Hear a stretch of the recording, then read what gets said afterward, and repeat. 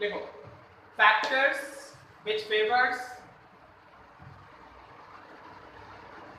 formation of ionic bond, factors which favors formation of ionic bond. First में लिखना electropositive element bracket में metal, electropositive element bracket में metal must have less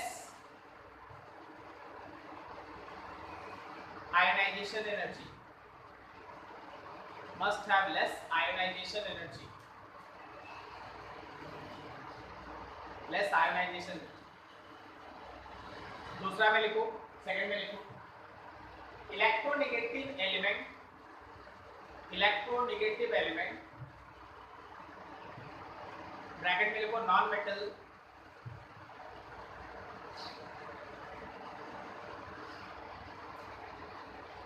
must have very high electron affinity, very high electron affinity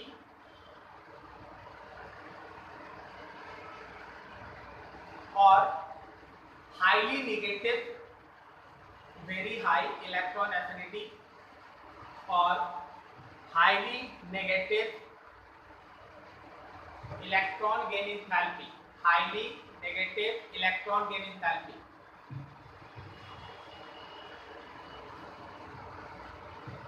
Highly negative electron gain enthalpy.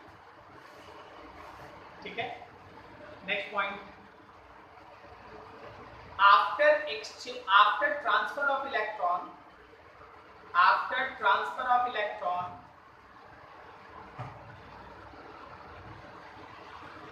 form cation and anion,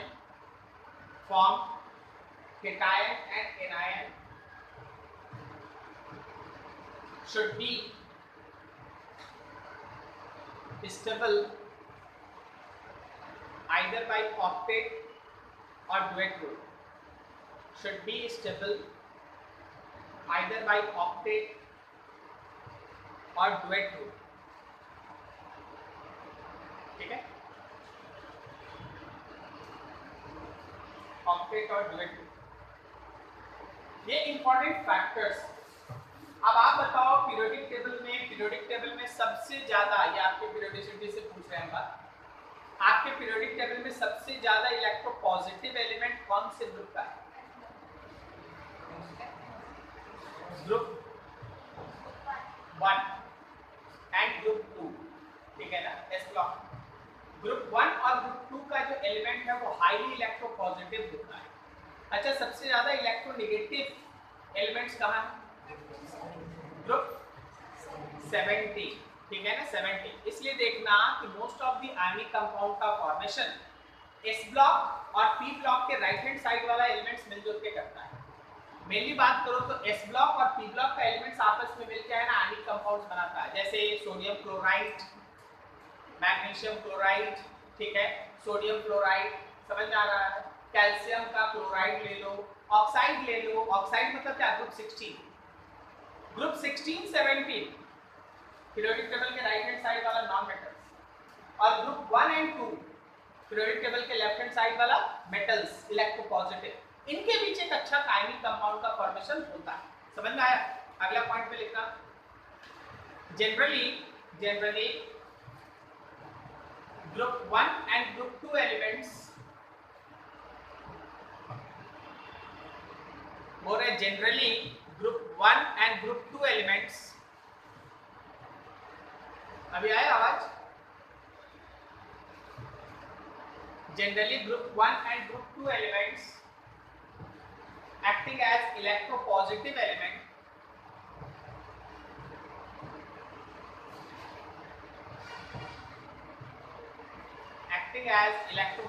element, and group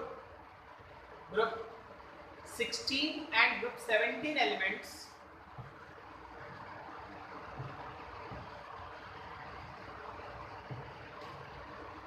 acts like electronegative elements, acts like electronegative element to form ionic compounds. Group 16 and 17 elements acts like electronegative element to form ionic compound.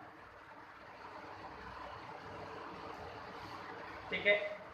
अच्छा, क्या तुम्हारे copy पे अभी ये लिखाया गया है कि केवल यही आयनिक बॉन्ड बना सकता है? नहीं, ये लिखाया गया है कि जनरल केस में यही बनाता है। बाकी बहुत कुछ है, जैसे आयरन का भी ऑक्साइड आयनिक है, FeO। समझ में आया? इन सब का एक्सप्लेनेशन आप पैजन्स रूल के अंदर पढ़ते हैं। आप पढ़े हैं ना? पैजन्स रूल में आप पढ़ते हैं। आपको पता है 100% आयनिक कंपाउंड कुछ होता ही नहीं। 100% आयनिक कंपाउंड कुछ नहीं होता। 100% कोवलेंट कंपाउंड होता है, 100% कोवलेंट कंपाउंड होता है, 100% आयनिक कंपाउंड नहीं होता। ठीक है, 100% कोवलेंट कंपाउंड होता है। जब आपको पैजन्स रूल बताएंगे तो उस समय हम इस चीज का प्रूव कर देंगे। जबकि हम देखे थे कि थोड़ा सा एक गलत लिखा हुआ था कि 100% कोवलेंट भी नहीं होता, ऐसा नहीं है। 100% कोवलेंट होता है, 100% आयनिक नहीं। ठीक है, बगैर प्रूव कर। यहाँ तो कोई दिक्कत किसी को समझ? ठीक है। अच्छा, एक बात बताओ, आयनिक कंपाउंड जो बनता है उसका कैरेक्टरिस्टिक क्या है? तुम लोग लोअर क्लास से पढ़ के आए, आयनिक कंपाउंड का कैरेक्टरिस्टिक क्या है?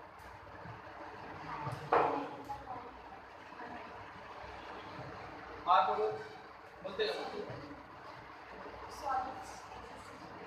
एक्सेस ऑफ सॉलिड्स होता है और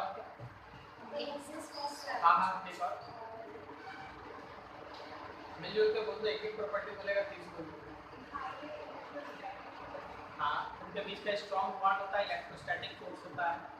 एक तो इधर से भी आ रहा, high melting point, boiling point होता है। समझ में आया? और वेरी गुड। मोल्टेन स्टेट में इलेक्ट्रिसिटी को कंडक्ट करता है। हाँ, सॉल्युबिलिटी उसका मतलब वाटर के अंदर सॉल्युबल होता है, ये बोल सकते हो आप। सही है। एक्वा सॉल्यूशन उसका होता है, आयंस में ब्रेक कर जाता है। हाँ, समझ गए? तो ये ऊपर ऊपर का कैरेक्टरिस्टिक है। बोलोगे तो लिखा देंगे, नहीं तो अगर आप लिखो तो वापस कर लेना कॉपी। तो लिखा दें कि कर लोगे? कर लोगे? अच्छा, लिखा दें। लिखो लिखो। Characteristic of ionic compounds, characteristic of ionic compounds.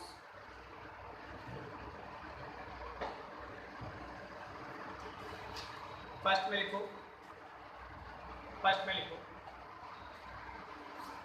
They have very strong force of interaction. They have very strong force of interaction between constituent ions. Between constituent ions.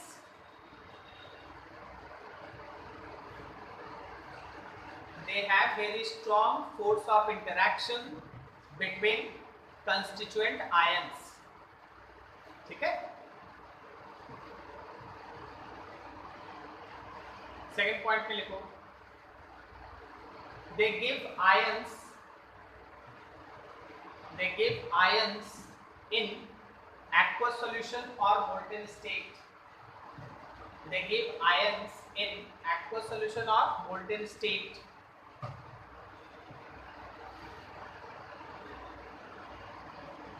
Aqueous solution or molten state. Next point, they conduct current electricity. They conduct current electricity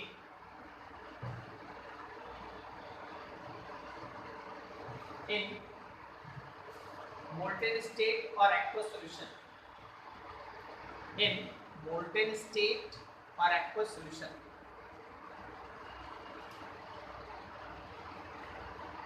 एक minute रुकते हैं, बात कर लेते हैं। हमेशा current को conduct होने के लिए है ना, चार्ज कैरियर्स चाहिए। पता है, अगर कहीं भी करंट चल रहा है या फ्लो कर रहा है तो वहां बिना चार्ज कैरियर के वो फ्लो ही नहीं कर सकता। Is this clear? तो बताओ जरा, मेरे पास NaCl का एक, NaCl मतलब नमक, ओके, NaCl का एक सॉलिड है, NaCl का एक एक्वस सॉल्यूशन है, और फिर NaCl एकदम प्योर NaCl मोल्टेन स्टेट में पिघला कर रखा। किसमें करंट फ्लो करेगा? सॉलिड में, एक्वस सॉल्यूशन में, या molten state?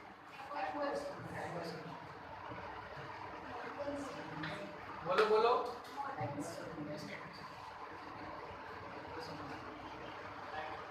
Aqueous as well as molten, क्योंकि दोनों केस में वो अपने आयंस में जुटा हुआ रहता है। प्योर सॉलिड जब आप NaCl का लीजिएगा ना, हम आपको एक फिगर बनाते हैं जो आपको मिसलीड कराता है, मिसगाइड कर देगा। एक्चुअली NaCl का अगर आप प्योर क्रिस्टल का फिगर देखेंगे ना, या बना देगा,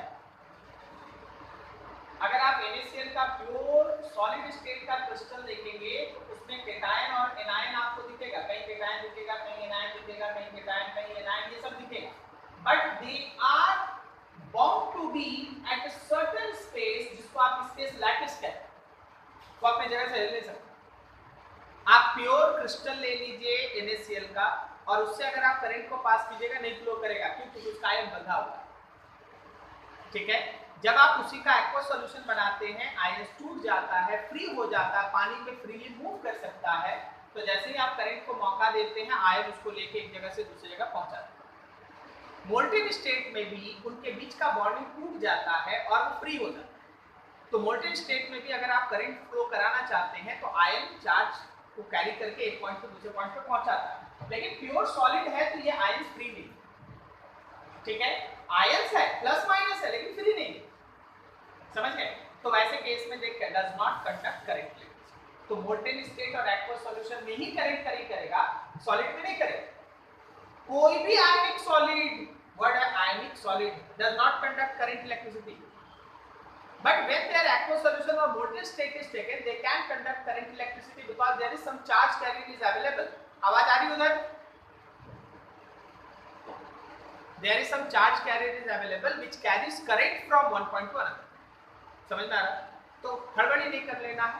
NaCl सॉलिड लिखा है वो नहीं करेगा, NaCl aqueous लिखा है, मोल्टेन लिखा है तो करेगा, ठीक है। ऐसी चीजों को ध्यान में रखना।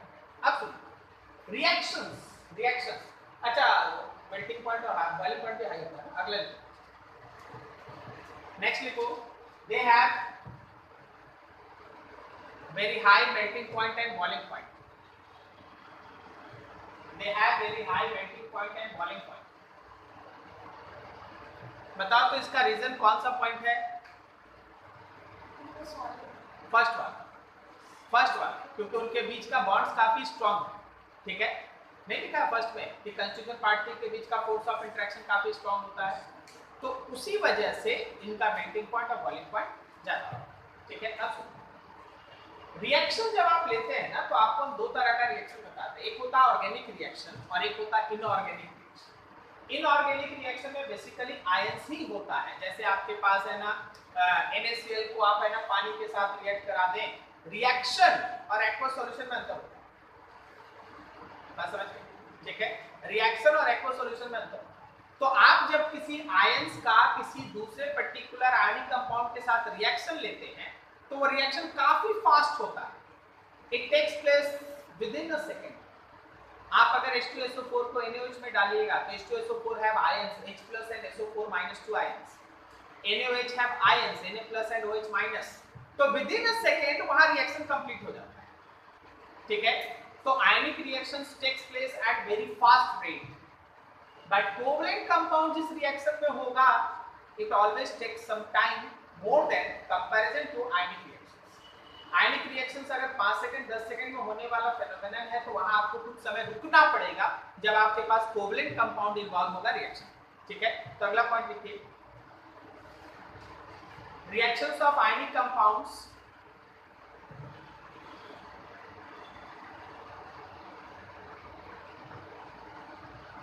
generally takes place at very fast rate. Reactions of ionic compound generally takes place at very fast rate.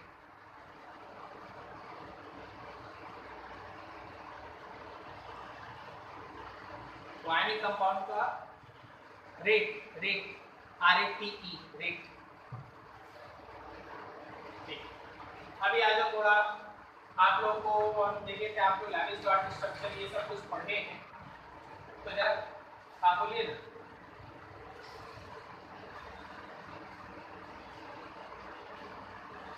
नहीं आप पीरियोडिसिटी में पढ़े होंगे, पीरियोडिक प्रॉपर्टीज ऑफ एलिमेंट्स में एंथैल्पी ऑफ हाइड्रेशन,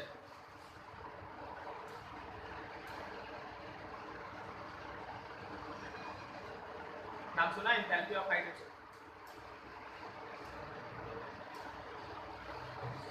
अच्छा ठीक है, एक एंथैल्पी ऑफ हाइड्रोजन और एक तुम्हारा ionization energy. Ionization energy clear है सबका?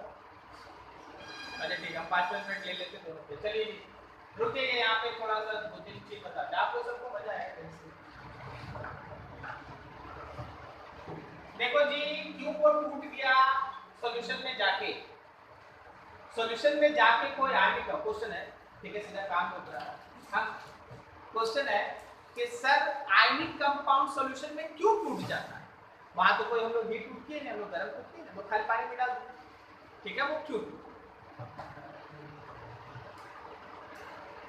अच्छा, हम यहाँ पे एंथैल्पी ऑफ हाइड्रोजन के नाम से कुछ सिखा देते हैं, तुमको आंसर मिलता है, ठीक है? अच्छा, एंथैल्पी वर्ड का मतलब क्या होता है? हाँ, हीट को अच्छा लगता है, आप इसको हीट ऑफ हाइड्रोजन भी कहते हैं। अच्छा, आप लोग पानी के बारे में जानते हैं ना, वाटर के बारे में? ऑक्सीजन कैसा होता है? नेगेटिव। हाइड्रोजन कैसा होता है? पॉजिटिव। ये इलेक्ट्रोनेगेटिविटी का बात। ऑक्सीजन का इलेक्ट्रोनेगेटिविटी ज्यादा होता है तो वो नेगेटिव चार्ज कैरी करता है, हाइड्रोजन का कम होता है तो वो पॉजिटिव चार्ज कैरी करता है। अच्छा, एक दो बेसिक चीज हम पूछते जाते हैं, वो समझ। आपको याद है बॉन्ड फॉर्मेशन ऑफ बॉन्ड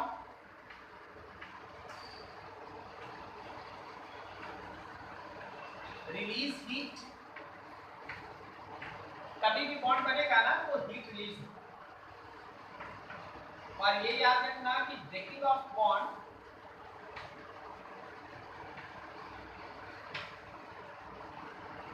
बोला है एक्स से, ठीक है, एक्स। देखिए, हमको है ना इंग्लिश और इंग्लिश से ज्यादा फर्क नहीं होता, हमको बात समझ में आती है कि हाँ तुमको आता है या नहीं, ठीक है। टेक्स्ट हीट, उसको हीट चाहिए एकदम। अब देखो ध्यान से, आप मान लीजिए पानी, एक टब में पानी भर के रखते हैं, एक टब में आप पानी भर के रखे हुए, पानी मतलब आप समझ ही रहे हैं कि H2O है, उसमें है ना बहुत सारा। आप इसमें बाहर से आयनिक कंपाउंड डाल दी, चलिए आप नमक डाल दिए, Na+ था, Cl-। जब आप NaCl को इसके अंदर डालिएगा, जब आप इसको NaCl को इसके अंदर डालिएगा, देखिए क्या खेल को आ गया Na+, दिख रहा है ये कलर,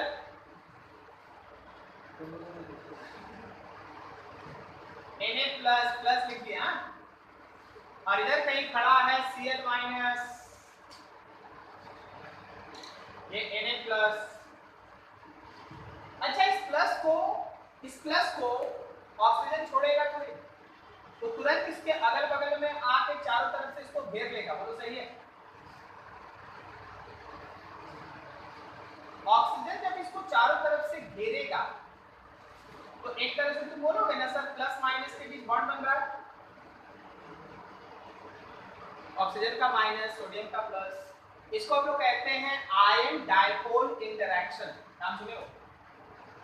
आयन डायपोल। अच्छा, डायपोल सुने हो? हाँ, एकदम सही बोला, अच्छा डेफिनेशन दिया। दो पोल प्लस माइनस वाला डायपोल कहलाता है, चलो मान लो। तो इसको कहते हैं आयन डायपोल इंटरैक्शन, ठीक है, आयन डायपोल इंटरैक्शन। लेकिन एक तरह से बॉन्डिंग बन रहा है तो एनर्जी रिलीज हुआ, ठीक है। और सुन, Cl को कोई छोड़ेगा थोड़ी ना, कौन इसको घेरेगा? हाइड्रोजन घेरेगा इसको चारों तरफ। अब एक बना रहे हैं हाइड्रोजन, समझ जाना कि इधर हाइड्रोजन है तो इसके साथ है ना आगे है ना बॉन्डिंग बना लिया,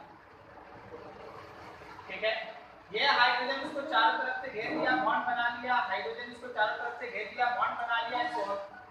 अच्छा, जब यहाँ बॉन्ड भी बन रहा है और पहले से एक तो बॉन्ड है भी, क्या बोलता है, प्लस माइनस के बीच बॉन्ड है ना पहले से। अब हो क्या रहा है, Na+ और ऑक्सीजन के बीच जो बॉन्ड बन रहा है वहां एनर्जी रिलीज, Cl- और हाइड्रोजन के बीच जो बॉन्ड बन रहा है वहां एनर्जी रिलीज, और पहले से वो बॉन्ड है भी। जो रिलीज एनर्जी है वही वहां पे पुराने बॉन्ड को तोड़ने का काम करता है और आयंस को सेपरेट करता है। ठीक है, तो सुनिए डेफिनेशन एंथैल्पी ऑफ हाइड्रेशन या हीट ऑफ हाइड्रेशन का। That amount of energy which is release when one mole of any kind of ionic compound is completely dissolved in water is called enthalpy of hydration. Enthalpy of hydration क्या है? That amount of energy release word इसलिए क्योंकि वो exothermic ही होगा, समझे, release ही होगा। यहाँ bond बनेगा ना प्लस माइनस के बीच, तो रिलीज ही होगा। That amount of energy which is released when one mole of any ionic compound is completely dissolved in water is called enthalpy of hydration. अब सुनो, पानी में कुछ भी डाल दो, क्या सब चीज घुल जाएगा? पानी में NaCl डालोगे तो घुल जाएगा, लेकिन हो सकता है XYZ कुछ डालो तो नहीं घुलेगा। अब इसका लॉजिक समझो, कोई भी ऐसा कंपाउंड जिसको पानी में डाला जाए तो उसका एंथैल्पी ऑफ हाइड्रेशन अगर रिक्वायर्ड एनर्जी से ज्यादा है, जो बॉन्डिंग तोड़ने के लिए चाहिए ना एनर्जी, यहाँ बॉन्ड तोड़ने के लिए एनर्जी चाहिए, अगर इसको बॉन्ड तोड़ने के लिए जितना एनर्जी चाहिए उससे अगर तुम्हारा एंथैल्पी ऑफ हाइड्रेशन ज्यादा है तो पुराना बॉन्ड टूट जाता है और कंपाउंड डिसॉल्व हो जाता है। और अगर ये रिलीज एनर्जी रिक्वायर्ड एनर्जी से कम है तो पुराना बॉन्ड नहीं टूटेगा, कुछ ही डिसॉल्व नहीं होगा। क्या लॉजिक समझ में आया? ठीक है, आप पानी में कुछ भी डाल देते हैं, आप हाँ बोलो फिर से, वो हम लिखा देंगे, अभी लिखा देंगे, ठीक है। आप इतना मेहनत करें, इसको जाए थोड़ी ना जाने देंगे, इसको सब चीज लिखा है। अब हम इसमें दो चार चीज ऐड करके पढ़ा ताकि पूरा खत्म हो। तो ये समझ गए? तो जो भी हमारे पास, मान लीजिए जैसे आप पानी लिए हैं और पानी में है ना कुछ डाल दिए जो घुला नहीं, ठीक है, जो घुला नहीं, तो घुला नहीं के पीछे का लॉजिक यही कि उसको तोड़ने के लिए जितना एनर्जी चाहिए वो दे नहीं पाया, इसलिए वो नहीं हुआ। अब इसमें एक खेल होता है, कभी कभी कोई चीज है ना पार्शियल घुलता है और पार्शियल नहीं घुलता। नहीं, कब पानी लेना, अब 2 चम्मच नमक डाल देना, बोलो पूरा घुल जाएगा? ऐसा क्यों? अभी तो आप बोले कि नमक घुल जाता है। अब फिर दूसरा काम, 1 ग्राम पानी लेना, उसमें 2 चम्मच नमक डाल देना, पूरा घुल जाएगा?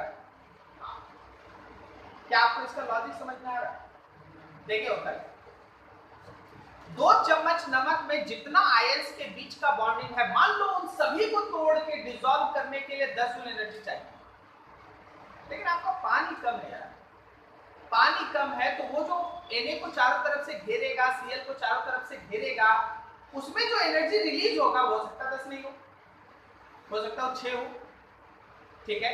तो 60% डिसॉल्व होगा, 40% एज इट इज बच जाएगा।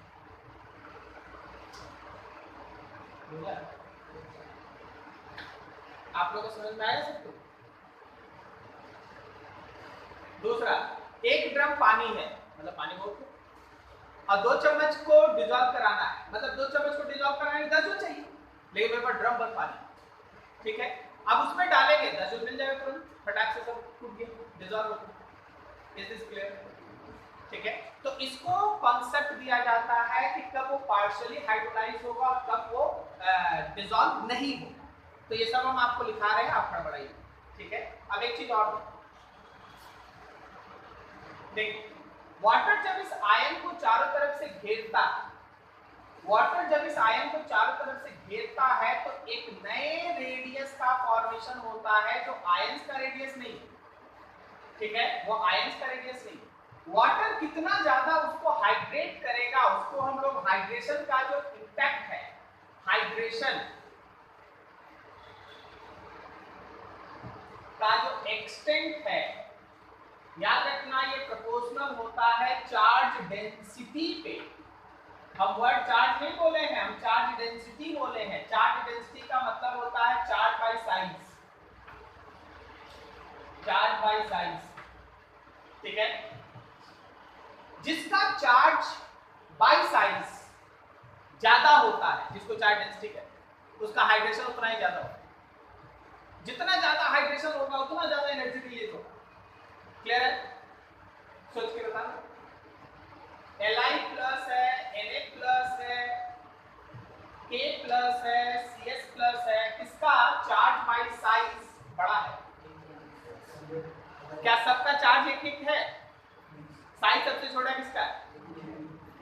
लिथियम का तो क्या हम लेफ्ट से राइट की तरफ बोल सकते हैं कि चार्ज डेंसिटी घटा, चार्ज डेंसिटी डिक्रीज किया, तो आप बोल सकते हैं कि लेफ्ट से राइट की तरफ एंथैल्पी ऑफ हाइड्रेशन डिक्रीजेस। अब हम आपको एक चीज यहाँ पूछे, आपको मालूम है, आपको उसमें कंफ्यूजन है, ठीक है। हम आपको बोल चुके हैं कि एंथैल्पी ऑफ हाइड्रेशन जो है, एंथैल्पी ऑफ हाइड्रेशन जो है वो हमेशा एक्सोथर्मिक होता है।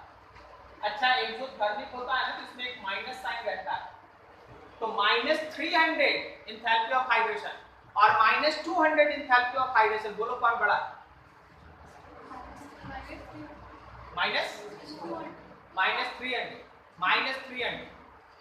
यहाँ माइनस का मतलब बस ये था कि एनर्जी रिलीज, बाकी कितना रिलीज हुआ, तो -300 में 300 और -200 में 200, तो किसका एंथैल्पी ऑफ हाइड्रेशन बड़ा है?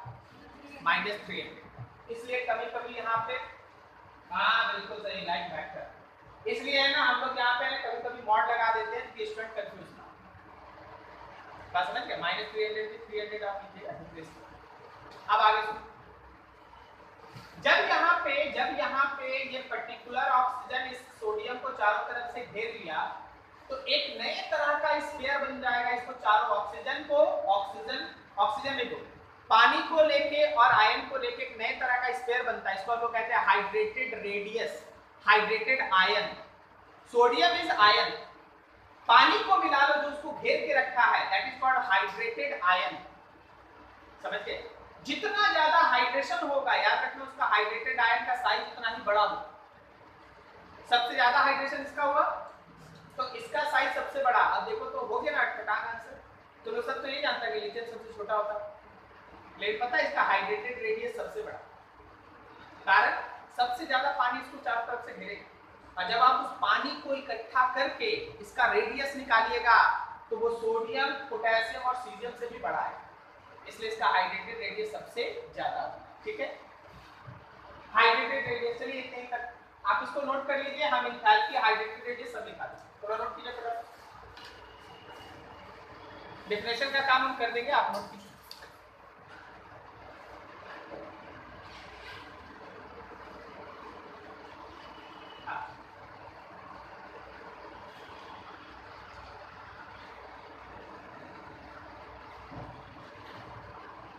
यहाँ से कैसे पता चला? यहाँ से तुमको ये पता चला कि बॉन्ड टूट जाएगा और आयंस अलग हो जाएगा, बस यही पता चला। तो आयंस अलग हो गया तो Na+ और Cl- ही ना टूटा।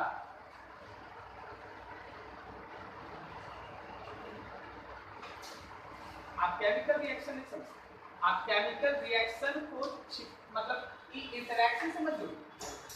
जब आप NaCl को पानी के साथ रिएक्ट कराएंगे तो आपके हिसाब से क्या बनेगा? बोलिए ना, बोलिए।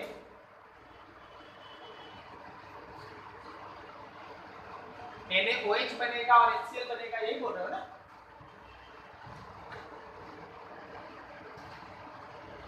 नहीं बनेगा ना, समझ गया ना हम क्या बोल रहे हैं? तो ये हाइड्रेशन है, ये रिएक्शन नहीं है, ये रिएक्शन नहीं।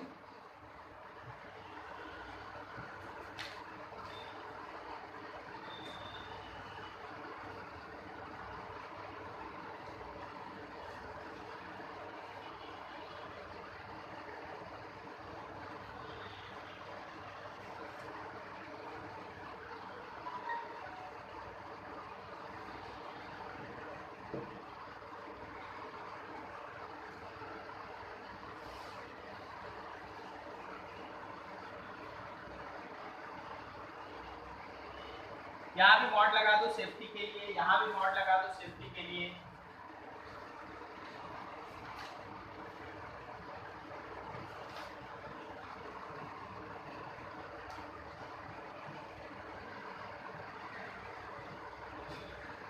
यहाँ पे हीट, हाइड्रेशन के नीचे एक्सोथर्मिक,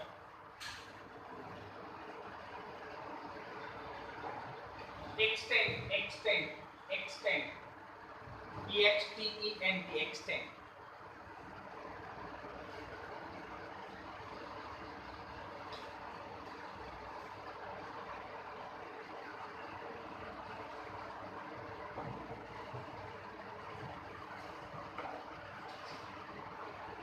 चलो लिख लो, थोड़ा डेफिनेशन नीचे लिख लो, कुछ बचा होता है तो जगह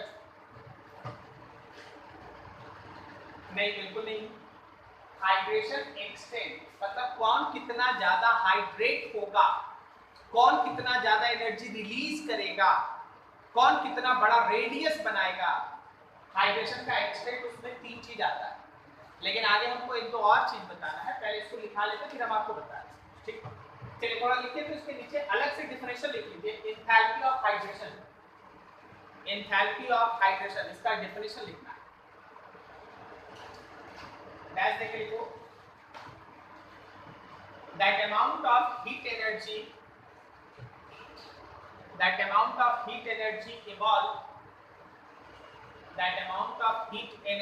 evolved when 1 mole of any compound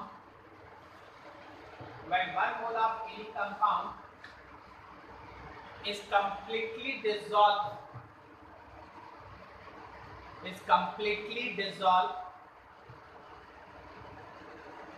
in water, is completely dissolved in water, is known as completely dissolved in water is known as enthalpy of hydration, is known as enthalpy of hydration. Full stop. It is always exothermic. It is always exothermic.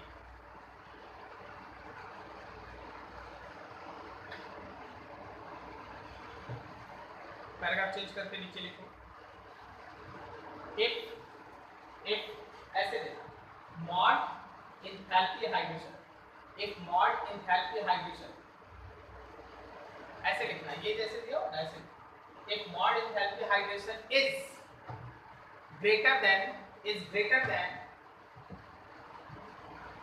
required energy, is greater than required energy for breaking off, is greater than required energy for breaking off old bond between opposite ions, old bond between opposite ions of ionic compound, then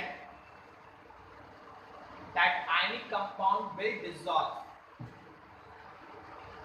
That ionic compound will dissolve.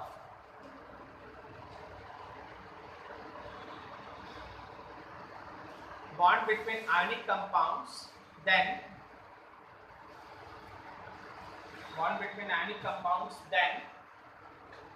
ionic compound will dissolve. कोई दिक्कत नहीं, ठीक। अब यहाँ पे आता है एक और हाइड्रेटेड रेडियस, ठीक है, अगला लिखो, hydrated radius,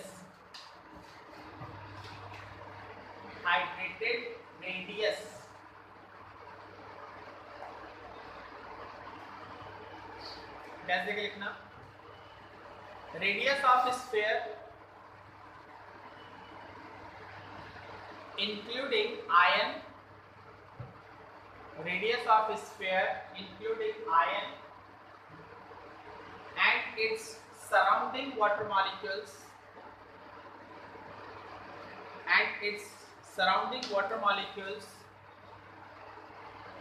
used in hydration, surrounding water molecule used in hydration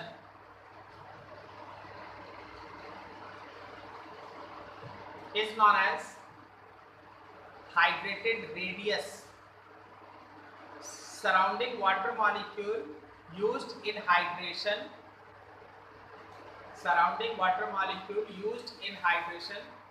is known as hydrated radius. ठीक है,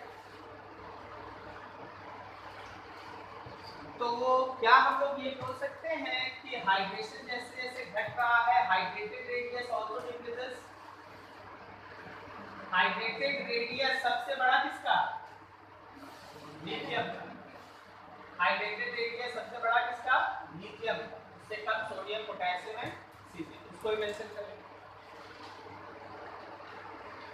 अच्छा, क्या आप लोग को यहाँ तक सब समझ समझ में आया? कंफर्म? ठीक, तो आप इस हालात में है कि हम एक और टॉपिक जोड़ सुनना चाहें।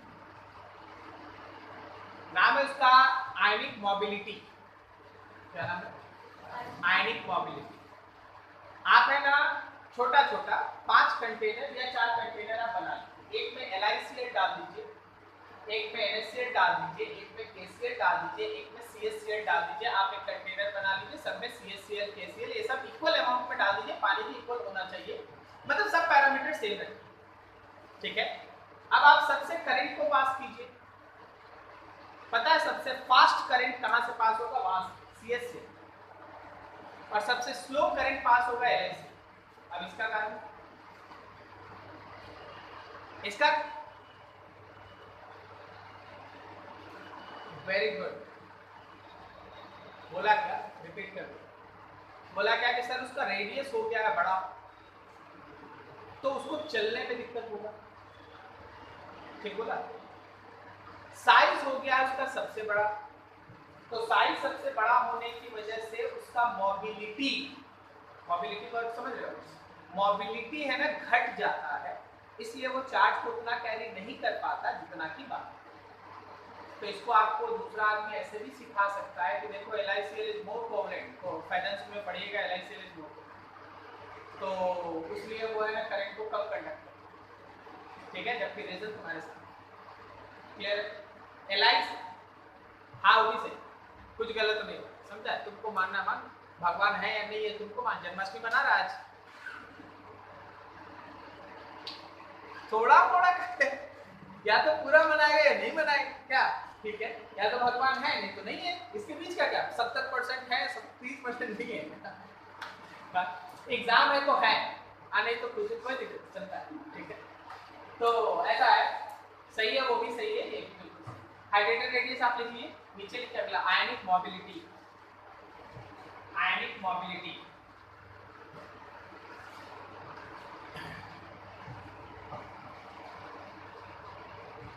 लिखना है, इसमें डैश लिखिए। Mobility of any ion, mobility of any ion in aqueous solution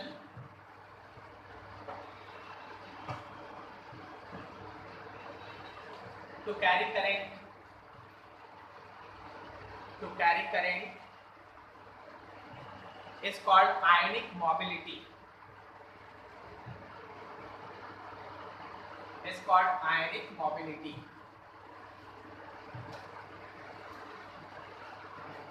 ठीक है, उसी में फुल स्टॉप के बाद आगे higher the hydrated radius, higher the hydrated radius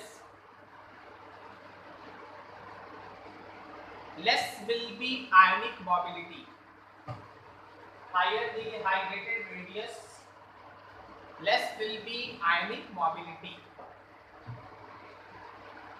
hydrated radius less will be ionic mobility. ठीक है, चलिए यहाँ तक आज कर लेते हैं।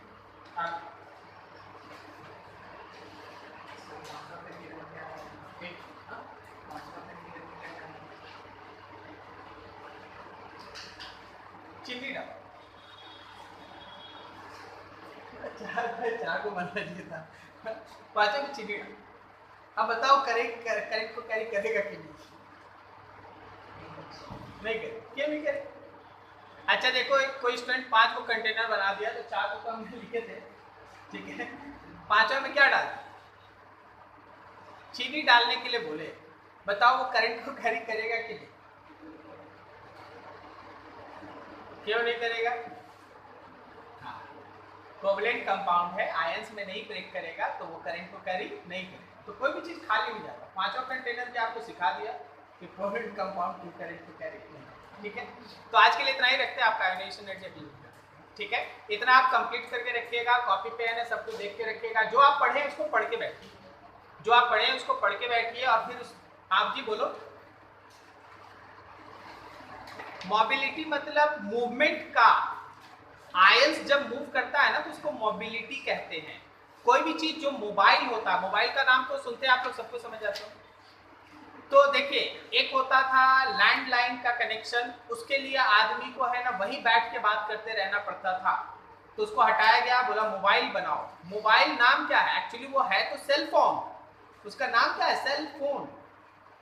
लेकिन मोबाइल इसलिए हम लोग बोलते हैं क्योंकि उसको हम लोग पॉकेट वॉकेट में लेके चलते हैं, तुम्हारा पढ़ाई भी उसी पे होगा। तो it is easy to convenient, एक पॉइंट से दूसरे पॉइंट तक ले जाना आसान है, उसको मोबाइल कहते हैं। और जब आप आयन के केस में बात करें तो इसको हम लोग मोबिलिटी कह रहे हैं। Is this clear? अगले दिन इतना करंट और करंट और क्या बोले, करंट और क्या बोले